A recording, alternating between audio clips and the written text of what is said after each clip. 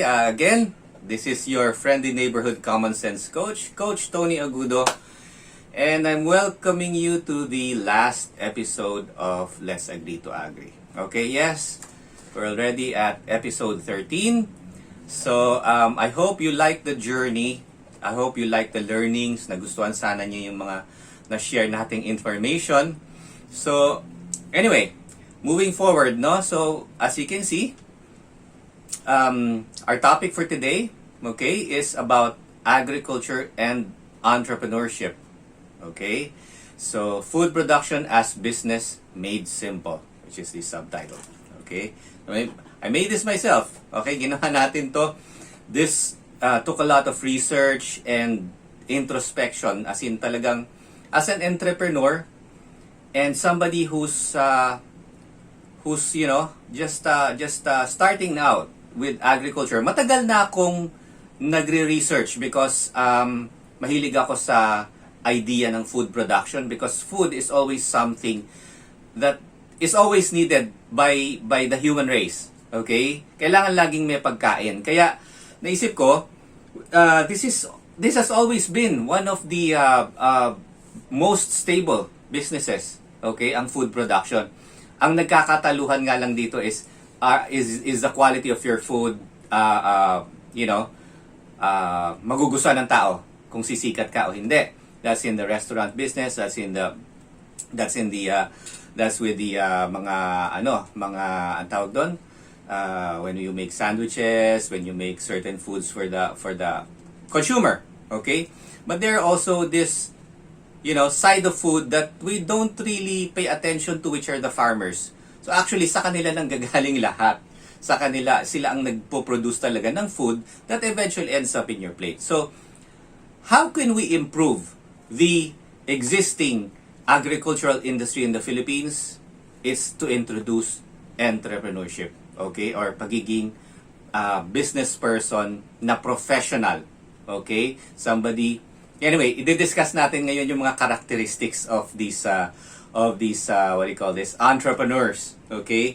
So, pag entrepreneur kasi, inisip natin yung mga bilyonaryo, sila Bill Gates, sila Elon Musk, sila, you know, iba't ibang mga tao who are breaking ground in many fields, or in their yung chosen fields, no? Like electric cars, the software, IT, and whatnot. Okay. So, moving forward. Okay. Previous episodes natin. Alright? Okay, ano ba yon? We've been discussing about food sustainability, or food security and sustainable agriculture. So, what does this mean? Food security is basically, is there enough food for the Filipino people in future years?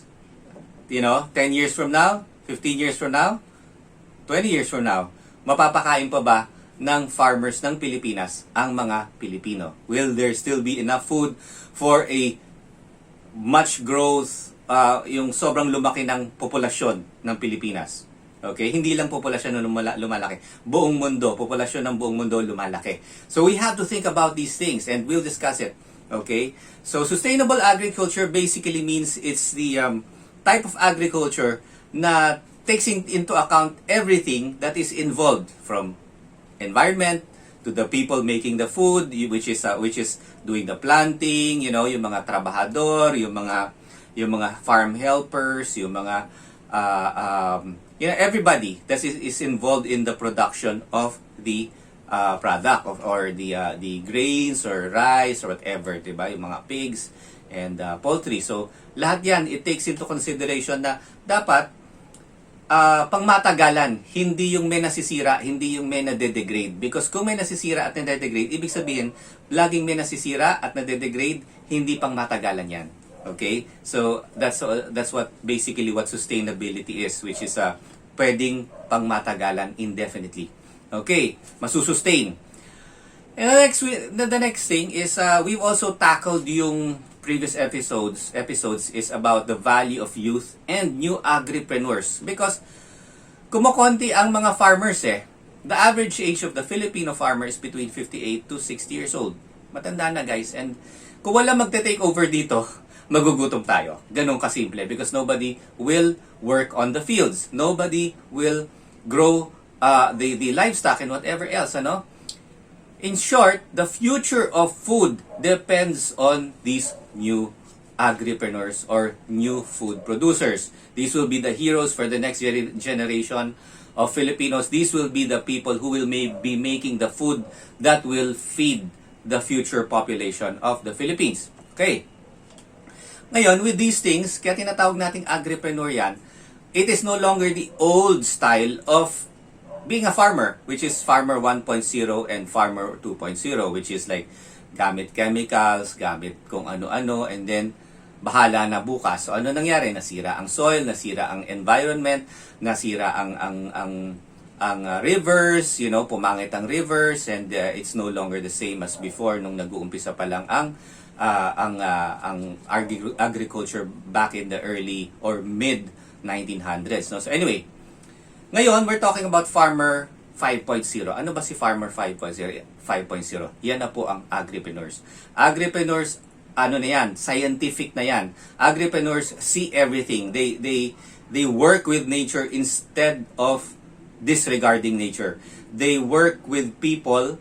They take care of people instead of taking advantage of them. Okay? Hindi sila, these are the new people who work for the long term and for the benefit of the whole community and everybody involved and everything involved in the agricultural process. Okay. So, okay. Inevitably, as we are talking about this, nagiging redundant, paulit-ulit yung sustainable agriculture because honestly, this is talagang, hindi natin maiwasan ito. This will be the future of food production because pag hindi sustainable, may mauubos, may laging nasisira,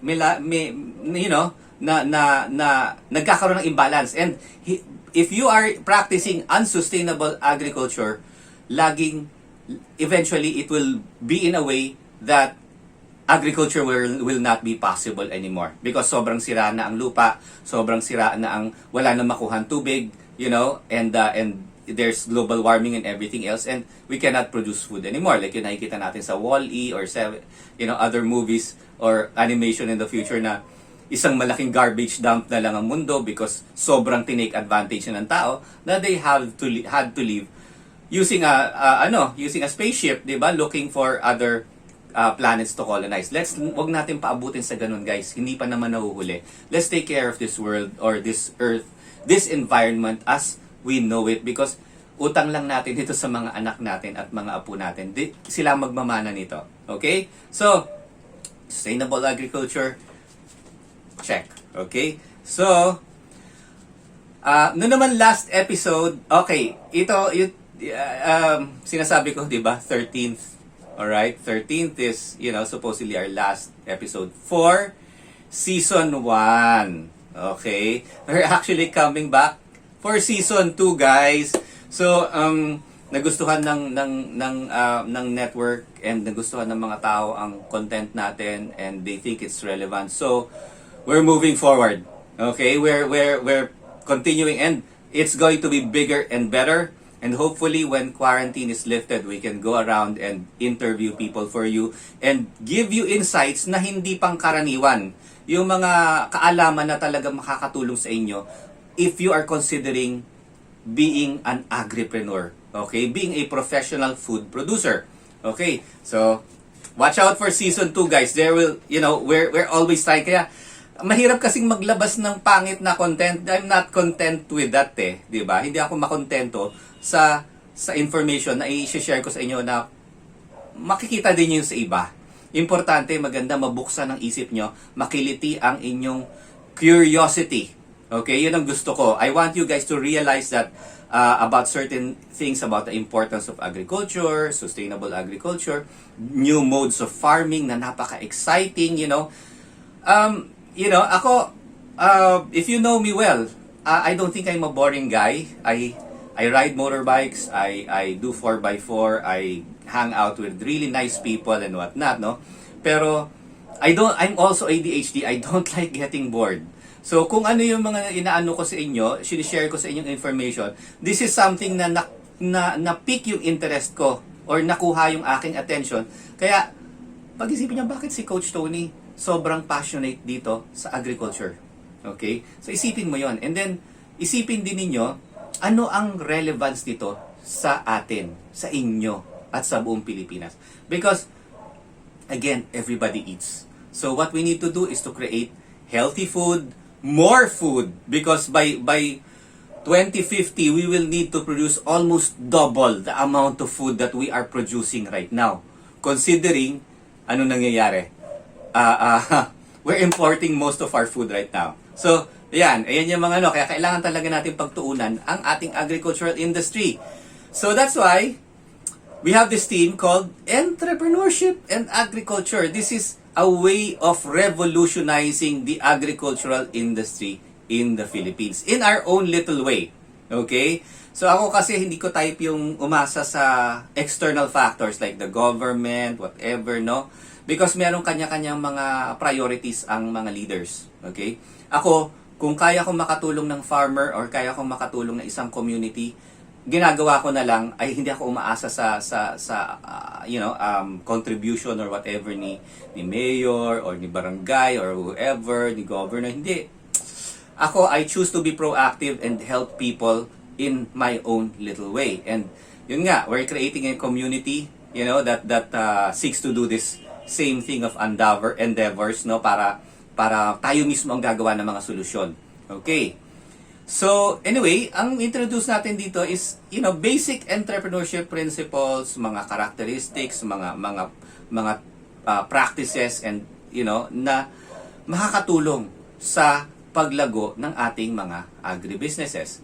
Okay? So, anyway, these tips and these it's common sense, it's applicable sa buong buhay, not only with of course it's applicable to business. Okay? That's why entrepreneurship siya. So, itong mga principles that we're going to be sharing with you, okay, ma-apply mo rin sa buhay mo. You can so totally, makikita ninyo as we move forward. So, why do we need to do this? Why do we need to introduce entrepreneurship sa agrikultura? Okay, bakit natin kailangan gamitin ang entrepreneurship? Okay, ang ano kasi ng pagiging entrepreneur, medyo efficiency-minded yan eh. Ano yan eh, systematic. Okay, makikita niyo yung characteristics. So, in short, ito ang magiging resulta if we implement entrepreneurship in our agricultural industries. So, one, we need to increase food productivity of existing farmers and farms. Okay? Meaning, sinasabi ng mga farmers, dati itong 1 hektarya ako, nakakaani ako ng 100 plus kabans. Ngayon, asa 70 plus kabans na lang. Bakit?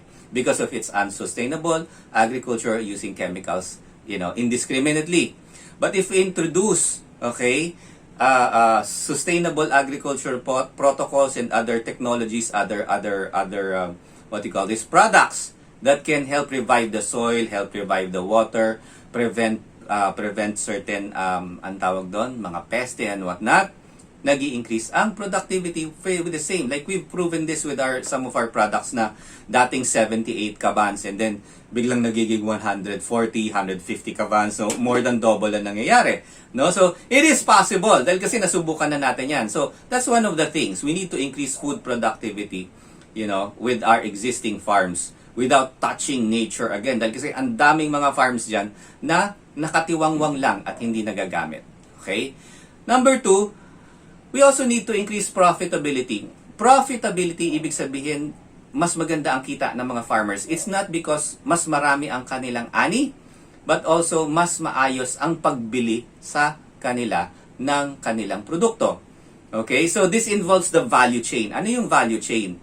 Ayan yung mga, it's a circular economy. Okay? Ibig sabihin, kung medyo technical yung dating, pero kasama yan yung how much yung pagkabili nila ng inputs like the chemicals, the seedlings, yung pag-araro nila, how much did it cost, mga ganon. So, profitability means profit is, gross income minus cost equals profit. Okay? So, increased profitability will mean na pag mas marami ang ani, of course, mas tataas ang profit with the same, size of land. Another thing is, pag nabili sa mas magandang presyo yung produkto, mas maganda rin ang profitability. Hindi sustainable pag iniipit natin ang mga farmers na some people, I don't know, paano nila sisikmura na talagang sobrang iipitin yung mga farmers na nakikita natin na hindi na makabili ng mga damit, hindi na makabili ng mga tsinelas or whatever, and then nabebenta nila ng mataas na presyo ang produkto. Hindi sustainable yan because eventually mamamatay yung mga farmers and mauubusan tayo ng farmers, pati negosyo ng mga traders mawawala because there's no more food to trade. Okay? So we have to, as entrepreneur, hindi lang yung farmer dapat ang entrepreneur, pati yung mga traders dapat entrepreneurship minded. They should care about the farmers because sila ang source ng produktong binibenta nila. Okay? Kaso nga lang it's not that way. So even the politicians themselves, they're well-meaning. Look at the rice tarification law. Supposedly dapat mas gaganda ang presyo and then meron pa mga subsidies. Anong nangyayari? Kumita na sobrang laki ang mga importers, ang mga farmers again left with an empty or their palms are empty. Ano nangyari? The price of rice is still the same right now. Bumalik na sa dating mataas. Sino kumikita? Mga importers. Okay, so anyway, I choose not to really delve too much into this. But there is that particular issue, no? But the thing is, wala tayong magagawa dyan eh. Yan na ang nagiging status quo. Yan ang nagiging practice ng mga big businesses and, politicians, we don't know. Okay, I don't wanna speculate kung ano yan, pero ako, ang ginagawa ko na lang is, if I can buy at good prices from the farmers, then matutulungan silang mamuhay ng mas decente, di ba? Iyon. So, increase the profitability of the farmers. Importante yan, otherwise, ang mga farmers natin mauubos. And if the farmers kumikita na maayos, it will stimulate the whole economy of the community and eventually the Philippines. Mas may panggastos ang mga farmers and farm workers. And in the end, because maganda ang kita, they will seek to expand. So it will create more jobs. So again, the community, the economy of the community, the economy of the province will improve pag mas maganda ang kita sa mga ani sa agrikultura. And if there is good profitability in something, then people will want to enter into that business and become agripreneurs, hopefully. So, importante ngang makaraise tayo ng maraming pagkain na consistently. So, by 2050, we have to be producing double the production of what we are producing right now. And hopefully, hindi na tayo kailangang mag-import ng mga food products from abroad. Okay? Because if not, there will be a food shortage, there will be hunger. Anong mangyayari? The poor, magugutom ng magugutom yan. And guess what? Kung anong mangyayari? Magkakagulo. Yan po ang mamamana ng ating mga anak if we do not take care of this situation, in a proper manner. Kumbaga, already as it is, we're importing more rice than what we are currently producing. So, initially the IRI, di ba? As with my previous the International Rice Research Institute was founded here, and there was a time when the whole Philippines beat the production of rice in the whole world. So, you know what? Right now, we are the #1 importer of rice. Yay! Not. Okay, we need to avert this food shortage because I don't want my children and my children's 3 children na maabutan yung ganyang sitwasyon na magkakanda hirap-hirap ang sambayan ng Pilipino. So, bakit mangyayari ito? Kung matutuloy ang trend, pababa ng pababa ang production ng agricultural sector, pakonti ng pakonti ang mga pagkain na napoproduce. Ano nangyayari? Each and every year may nadadagdag milyon-milyong Pilipino in the whole Philippines. Okay? So there is an increase in global population. Hindi bumababa ang populasyon, pero ano nangyayari? Bumababa ang produksyon ng pagkain. That's why we have to get into agribusiness, guys. We need to be more active in producing food for our people. Lalo na sa mga pamilya natin. Ang tawag doon, will you take a chance na magutom ang iyong pamilya? Hindi, di ba? So, it's either, we work together or you in your own way gagawa ka ng paraan. If you already have an old family farm, baka pwede niyong buhayin ulit yon. We're glad to work with you guys if you wanna do this together, no? So, okay. And in the end, environment. We have to protect the environment. We have to rehabilitate the remaining natural resources that we have. There are already a lot of what you call this farm lots like na nakatiwangwang lang dyan. Okay? Let's optimize the usage of these farms. Huwag na tayong manira ng mga panibagong yung mga kaingin-kaingin that's so destructive, And I was in Zambales, nangyari? Nagsusunog ng bundok. Nagkakaingin sila doon, and you can see it from the beach, man. Sobrang tindi ang nangyayari sa Zambales right now, and I'm really worried because yung mga bundok nila, mga walang permit karamihan dito, yung mga nagma-mining. So, we have to take care of our planet, guys. Ang buhay natin hindi tumatagal. Yung mga naka sa posisyon diyan, will you guys still be living 10, 20 years from now? Anong mangyayari? When you guys are gone, ang magmamana ng problema yung mga anak ninyo. Okay? So, isipin naman natin yung future generations na magmamana ng ruined and so very much degraded world. Okay, mas maganda mag-iwan tayo ng maganda at matiwasay na environment para sa ating mga anak. Okay, moving forward. Ano ba ang characteristics ng successful entrepreneur? Okay, so ito na yung ma-apply natin sa ating mga buhay, whether or not we're farmers. But of course, ilalagay natin sa konteksto ng pagiging isang agripreneur. Okay? So, number one, as a business person na what we call as an entrepreneur, they practice due diligence. Ano yung due diligence? Nire-research ang bawat bagay. Nire-research ang mga source ng mga produktong kakailanganin, nire-research ang mga taong makakatrabaho niya, nire-research yung land, kung ano ba, tinitingnan yung soil. Ano ba yung soil? Is it acidic? Is it alkalinic? Yung mga gano'n. So, dapat meron kang prior knowledge of things bago ka mag-umpisa ng isang negosyo. That's why you need to practice due diligence. Meaning, diligent ka sa pag-research in everything that you will be using, you will be working with, or working on for your agribusiness. Okay? So, that's even with traditional brick and mortar business like, setting up a restaurant, setting up a computer shop or an IT business or whatever, lahat yan may due diligence yan, guys. Okay, like ako, pag namimili ako ng computer, nire-research ko talaga sino ba ang pinaka-expert, saan ako makakatipid, saan ba ang magandang source ng mga computer parts or magpa-assemble or whatnot, di ba? So, kailangan masulit natin kasi yung resources natin. Okay? And time also. If you consult with experts, then most likely you will waste less time and waste less money. Okay, so important, practice due diligence. So again, a successful entrepreneur is also strategic, scientific, and systematic. Yung 3S na yan, Strategic meaning, alam mo yung step by step. Inaaral mo kung ano ang best na paraan para magawa yung iyong objective. Okay, scientific ka, ibig sabihin, you observe what works and what doesn't.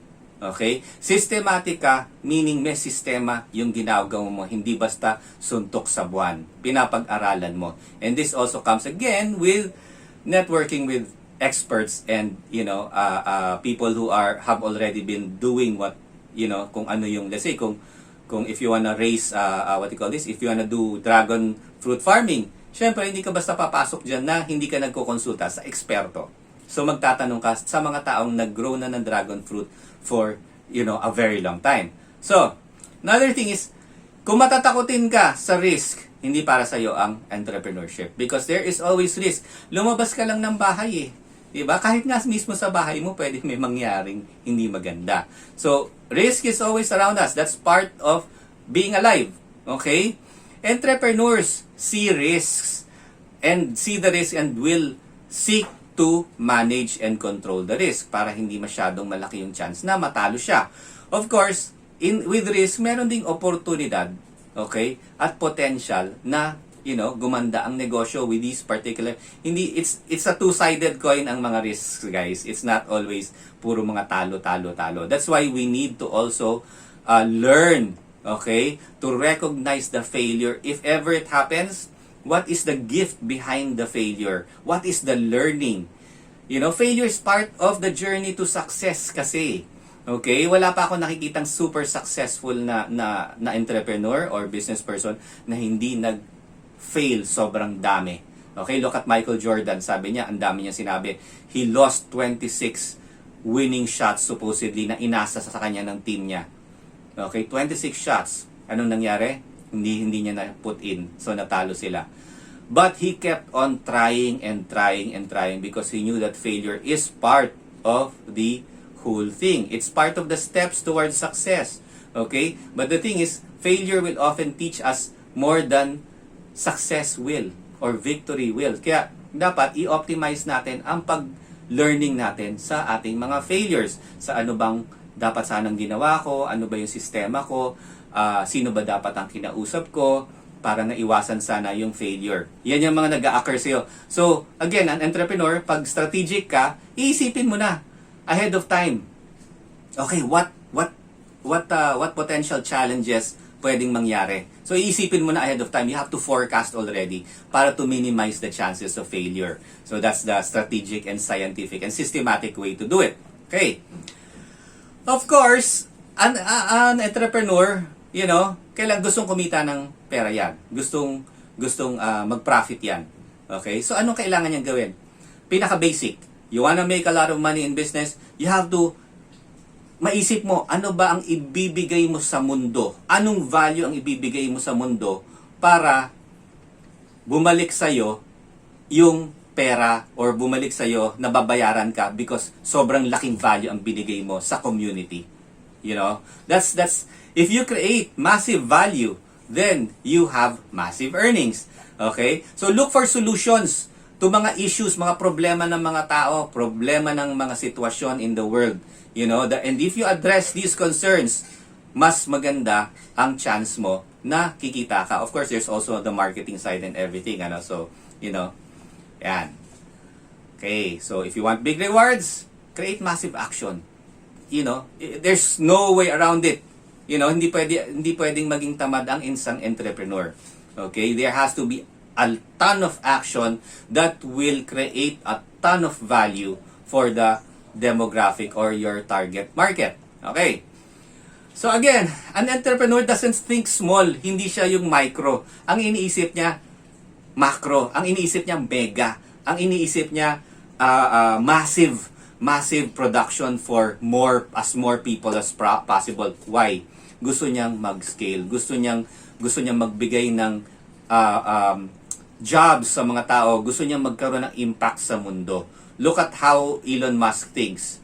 Okay, he thinks about, bringing people to Mars, 'di ba? Ganon kayabang, ang tawag doon, ganon ka big thinker.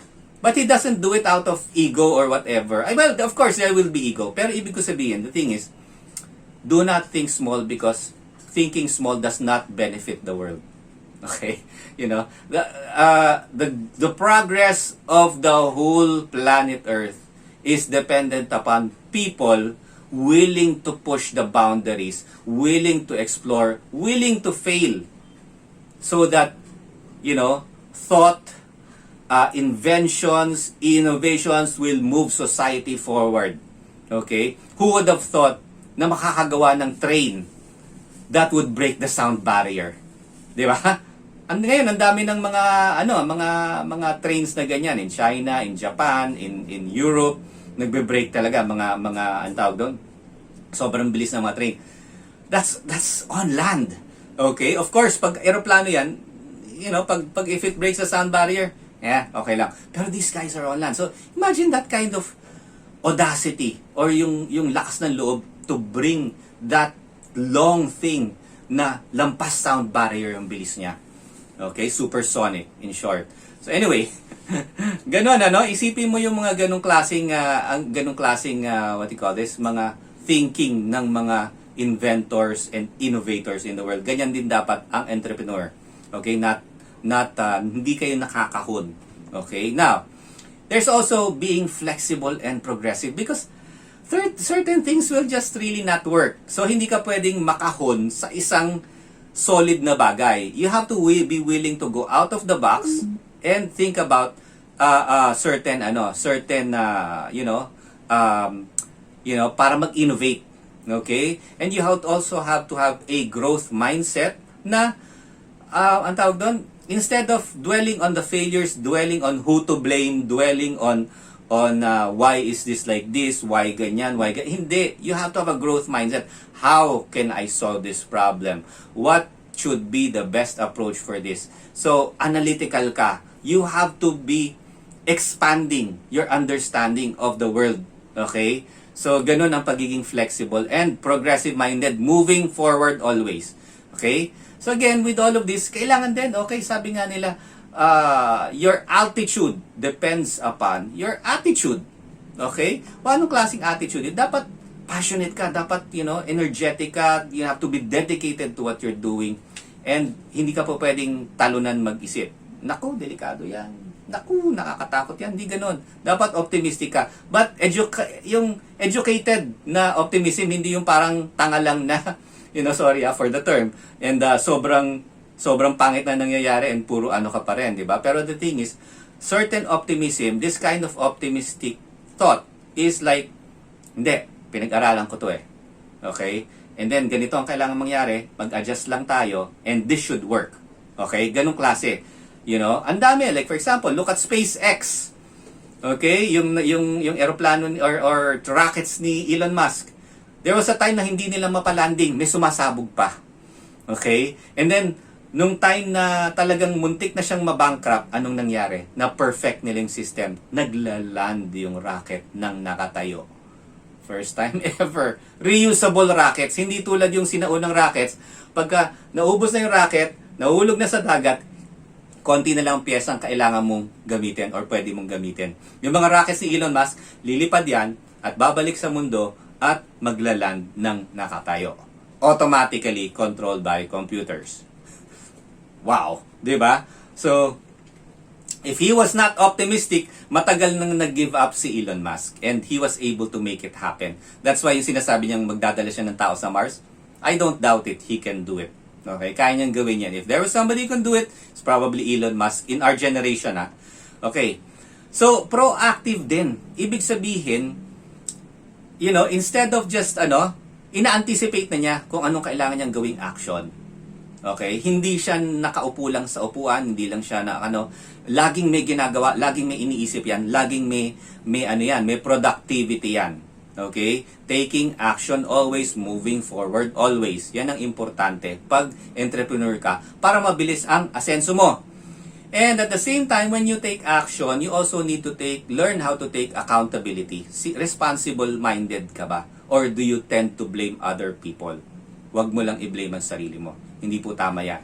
Because pag inalis mo ang accountability sa sarili mo, you remove the power to change things by yourself. So, kailangan akuin mo yung responsibilidad and you say, okay, the problem is mine and the solution will also come from me. Ganun dapat. That's how leaders think.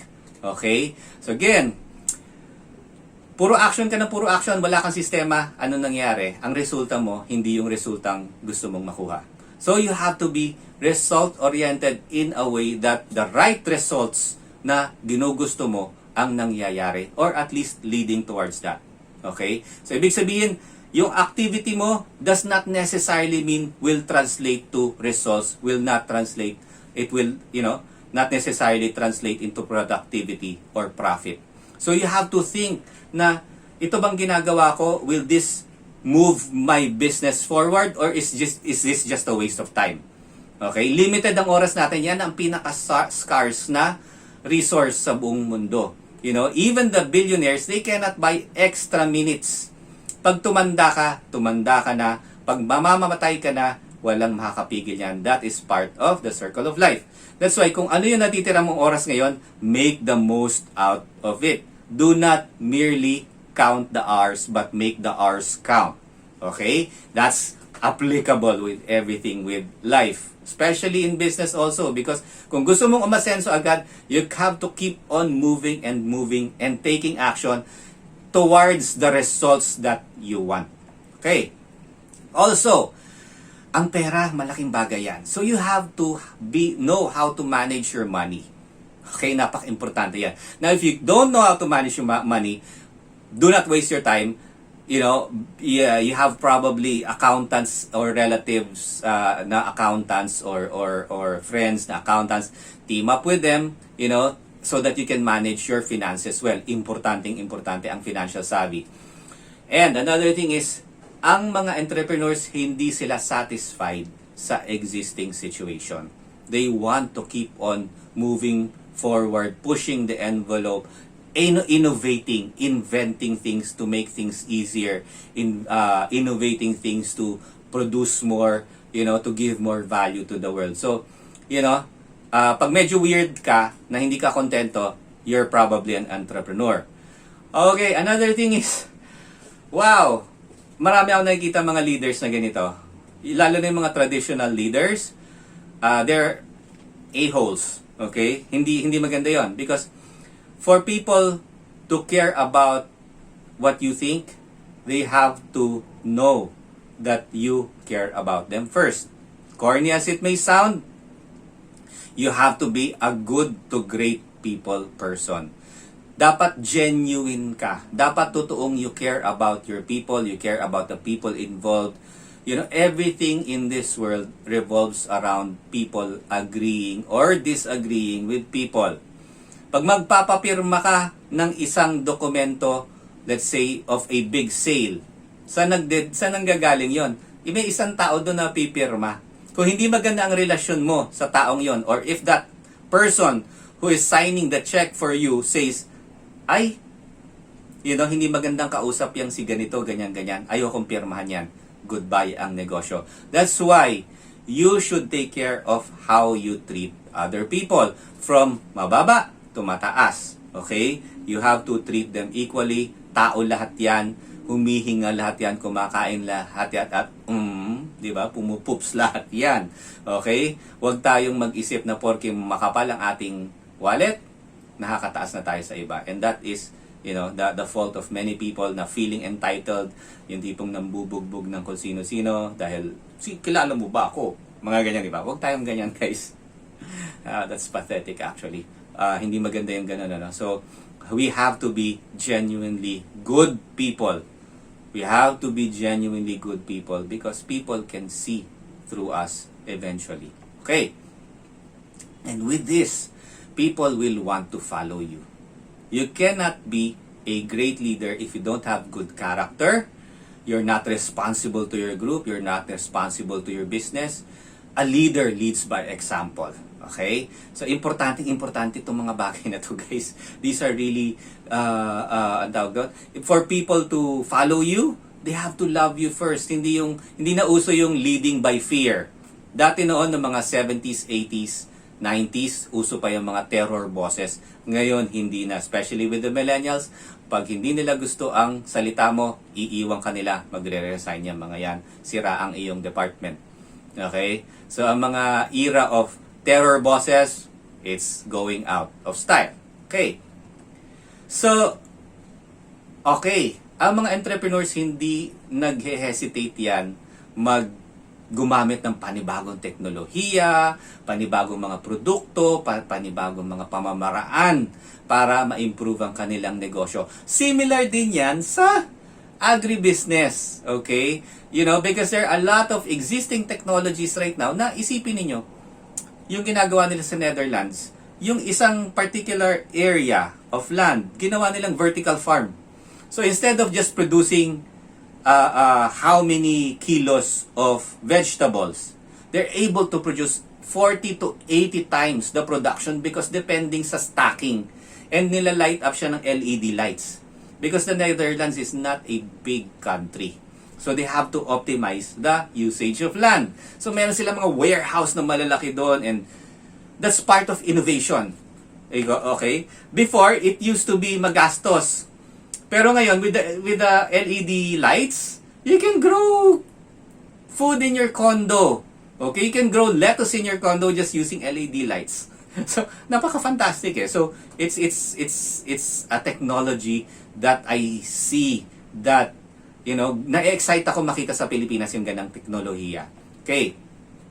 Another thing, again, people person ka, you also have to assemble your team of experts, consultants, and resources para ma-ensure mo na yung negosyo mo tatakbo ng maganda. Yung farm mo, nakikita mo. Like for example, you have to have also yung mga technology na nagbabasa ng mga there's this thing called a DO meter or yung mga pH meter. It's like, it's like a small pen.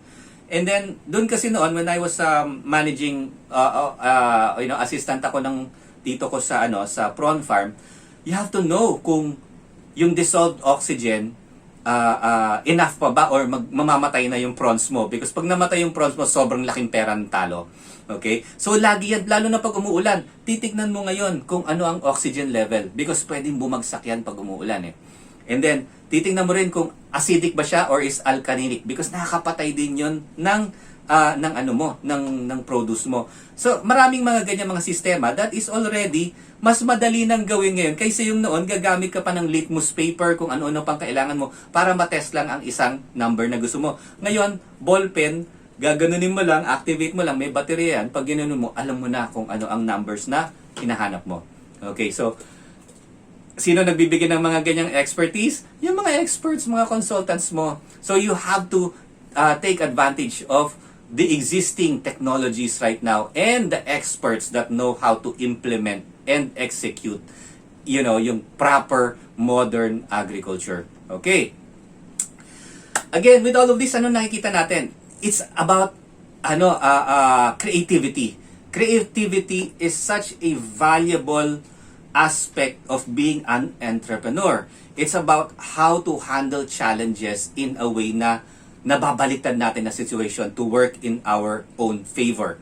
Also, another thing is creating innovations in marketing and positioning para mas gumanda ang kita natin from our products. Okay? It's also involved in creating also new products out of our existing yung mga ina-up market natin or we were creating a new product out of old products, kumbaga. Or yung dating waste ng ating existing produce na gagawa natin into other products na pwede pang pagkakitaan. That's creativity eh. We have to be innovative para ma-optimize ang ating mga negosyo. Okay, that's called invention and innovation. Creativity yan, guys. And then, okay, an entrepreneur sees the big picture. Okay, importante that you have eyes that can see the forest and can also see individual trees. Okay? Bakit buong forest? Because everything is connected. Everything is connected to everything else. Okay? So, in short, when you are doing farming, you have to look at your people. Okay ba? Kumakain ba ng maayos yung mga tao ko? Are they in good health? Hindi lang yung tinitingnan mo yung halaman na, uy, maganda yung halaman ko. Uy, maganda yung soil ko. Hindi. You also think about your people who is involved, naalagaan mo sila. Are they happy working for you? Diba? Or may conflict ba dyan or whatever. You have to nip it in the bud. Dapat unahan mo na yung sitwasyon na, also nature. Importante ang nature because if we don't take care of nature, pag nawala yan, saan tayo kukuha ng tubig? If our soil is already dead and depleted, hindi na magbibigay ng tamang produkto yan. Kaya nauubos na or bumababa ang ani natin.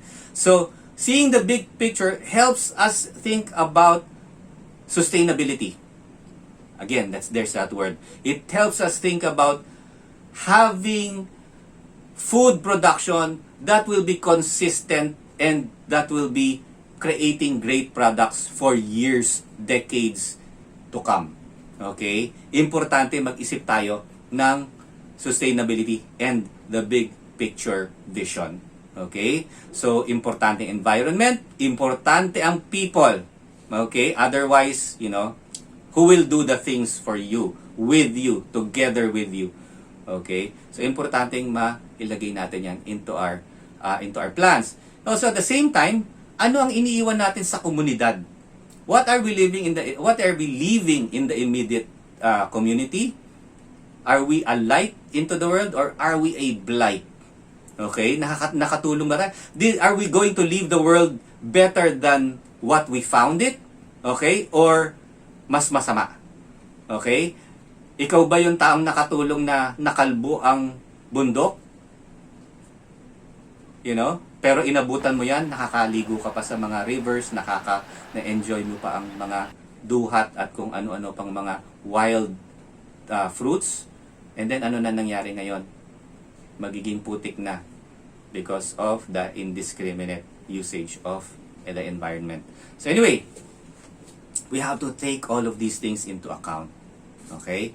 So anyway, okay, we're done with this talk. Pero hindi, meron pa tayong episode 1, season 2. Tutuloy natin itong entrepreneurship. How do we slowly graduate into implementing these itong mga ganitong klaseng thoughts into actual agriculture. Okay? Hopefully by that time, hakalarga na kami to the farm in Zambales and we can help the people there produce more products and coordinate. We'll show them to you. Okay, so follow us. Okay, don't forget to bookmark us. www.letsagreetoagritv.com, facebook.com/letsagreetoagritv. Andyan sa ano. Okay, our community, Unipreneur, join us please. Okay, hindi namin kaya to mag-isa. We're looking for people who wants to make a change in the world. Okay, and wanting to really make real change in the world right now is to improve the agricultural industry because tayo din, mga anak din natin, mga apo din natin na makikinabang sa magandang agrikultura na magpo-produce ng mas healthy na pagkain, maraming pagkain na hindi magugutom ang Pilipino in the next 10 to 50 or more years. Yun ang gusto kong iwan natin as a legacy. So again, this is your Coach Tony. Okay? There's my link there, tonyagudo.com. So, ano na kayo? Shoot me. May mga forms dyan. Fill up the forms and I'll get in touch with you. So, become a member of our community, please. So, again, guys, tatapusin na natin to. This is your friendly neighborhood common sense coach, Coach Tony Agudo, saying goodbye. God bless. Learn well and live well, guys. Good night. Don't forget to follow Coach Tony on YouTube, Facebook, Twitter, and Instagram.